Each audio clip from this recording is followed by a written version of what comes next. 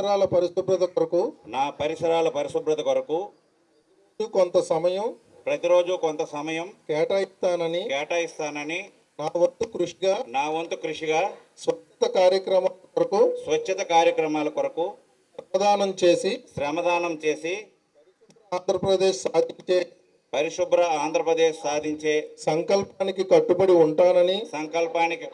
ఉంటానని ఈ రోజు పరిశుభ్రత గురించి నేను వేసిన ఈ ముందడుగు ఆంధ్ర రాష్ట్రాన్ని పరిశుభ్రంగా ఉంచుటలో సహాయం చేస్తుందని నమ్ముతూ ఈ రోజు నుండి నా తోటి వారికి కూడా స్వచ్ఛతపై అవగాహన కల్పించే దిశగా ప్రయత్నిస్తానని భవిష్యత్ తరాలకు ఆరోగ్యవంతమైన సుభిక్షమైన ఆనందకరమైన ఆంధ్ర రాష్ట్రాన్ని నిర్మించడానికి నాతో మొదలైన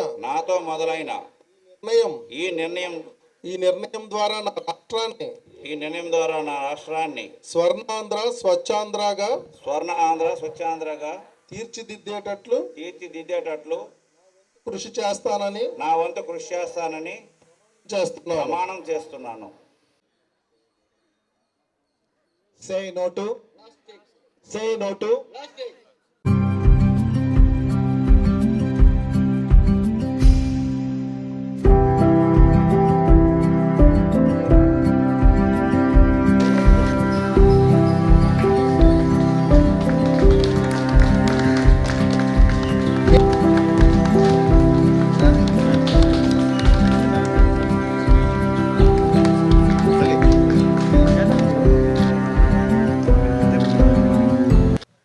విశాఖపట్నం మీ అందరికీ తెలుసు, దేశంలోనే one of the cleanest cities. సుందరమైన నగరమే కాకుండా చాలా స్వచ్ఛమైన నగరంగా కూడా గత 10 సంవత్సరాల నుంచి మన విశాఖపట్నం ఎదుగుతూ వచ్చింది. ఈరోజు we're standing as one of the cleanest cities in the country. Goal ఏంటి అంటే we should become one of the cleanest countries in the world. దీనికి ఏదన్నా ఒక ముఖ్యమైన కారణం ఉంది, మనం విశాఖపట్నం నగరం ఇంత స్వచ్ఛంగా ఉండడానికి, లేకపోతే ఇన్ని రకాల క్లీన్లీనెస్ ఇనిషియేటివ్స్ తీసుకోవడానికి, శానిటేషన్ ఇనిషియేటివ్స్ తీసుకోవడానికి అంటే అది కేవలం విశాఖపట్నం ప్రజల్లో చాలా అవగాహన ఉంది. హుడ్ లాంటి సైక్లోన్స్ని ఎదుర్కొని కూడా ఆ రోజున ఈ నగరంలోని ప్రతి ఒక్క చెట్టు కింద పడిపోయినా మళ్ళీ మనం ఇంత పచ్చటి నగరంగా ఎదిగామంటే దానికి కారణం కూడా విశాఖపట్నం ప్రజలే. అలాగే మనం ఇంత క్లీనెస్ట్ సిటీగా ఉన్నామంటే కూడా దానికి కారణం విశాఖపట్నం ప్రజలే. ఇన్ఫాక్ట్ ఈ స్వర్ణాంధ్ర స్వచ్ఛాంధ్ర క్యాంపెయిన్ ఎందుకు టేకప్ చేసింది ప్రభుత్వం అంటే, ఎలా ప్రజల యొక్క మద్దతుతో ప్రతి ఒక్క నగరాన్ని స్వచ్ఛంగా చేసుకోవాలి అనే ఒక మంచి ఆలోచనతో ఈ కార్యక్రమాన్ని మొదలుపెట్టింది. అండ్ ఈ కార్యక్రమం మొదలుపెట్టక ముందు కూడా విశాఖపట్నం సిటీ ప్రజల మద్దతుతోనే ఇంత క్లీన్గా, ఇంత గ్రీన్గా తయారవడం మనం అందరం చూస్తున్నాం. అయితే ఇంకా మనం చాలా ముందరికి వెళ్ళాల్సిన అవసరం ఉంది. వైజాగ్ని, ఈ విశాఖపట్నం మహానగరాన్ని ఇంకా ప్రపంచానికి ఒక స్టాండర్డ్గా, ఎస్పెషలీ మన దేశంలో ఒక నిదర్శనంగా నిలపాల్సిన బాధ్యత అందరికీ ఉంది. దానిలో ఈ investments, employment generation, remaining behaviours, citizen attitude, వీటన్నిటిలో అతి ముఖ్యమైనది ఈ శానిటేషన్ మరియు క్లీన్లీనెస్. సో వైజాగ్లో గత 20 సంవత్సరాల నుంచి మనం స్వచ్ఛ సర్వేక్షణలో కానీ, లేకపోతే అర్బన్ మినిస్ట్రీ వాళ్ళు కండక్ట్ చేస్తున్న వేరియస్ కాంపిటీషన్స్లో కానీ, రీసెంట్గా వచ్చిన అర్బన్ ఛాలెంజ్ ఫండ్లో కానీ అణువున మనం మంచి 1000 కోట్ల ప్రాజెక్టులు సాధించడానికి, మంచి ర్యాంకులు సాధించడానికి ముఖ్యమైన కారణం శానిటేషన్, మనం క్లీన్ సిటీగా ఉండడమే. రీసెంట్గా 1500 crores, సుమారు ఒక 3 ప్రాజెక్టులు మనం అర్బన్ ఛాలెంజ్ ఫండ్లో సాధించాము. దానికి కారణం కూడా వైజాగ్లో మనం టేకప్ చేస్తున్న శానిటేషన్ ఇనిషియేటివ్స్.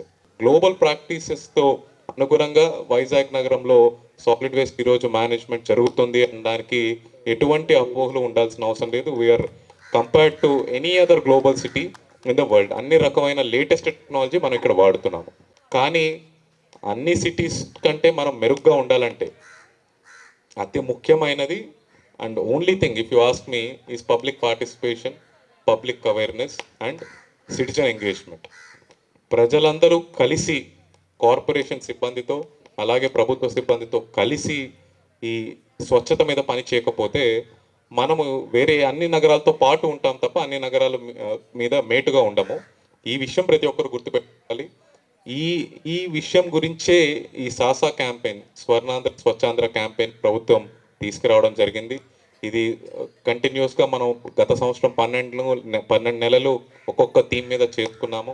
ఈ నెల 5 నెలల నుంచి కంటిన్యూస్గా మనం ఈ సాసా క్యాంపెయిన్ చేస్తున్నాం. ఈరోజు కూడా వైజాగ్లో ప్రతి వార్డులో ప్లాస్టిక్ బ్యాన్ మీద, ప్లాస్టిక్ యూసేజ్ మీద ఎటువంటి జాగ్రత్తలు తీసుకోవాలి, ఎటువంటి అవేర్నెస్ పబ్లిక్కి తీసుకోవాలి అని చెప్పి వేరియస్ యాక్టివిటీస్ టేకప్ చేయడం జరుగుతుంది. మీ అందరికీ తెలుసు, సింగిల్ యూస్ ప్లాస్టిక్ మీద ఆల్రెడీ ప్రభుత్వం బ్యాన్ ఉంది. మనం కూడా పెనాల్టీ ఇంపోజ్ చేస్తూ అవేర్నెస్ క్రియేట్ చేస్తూ ఈ ప్లాస్టిక్ బ్యాన్ని మనం డిస్ట్రిక్ట్ మొత్తం ఇంప్లిమెంట్ చేయడానికి చాలా గట్టిగా ప్రయత్నిస్తున్నాము.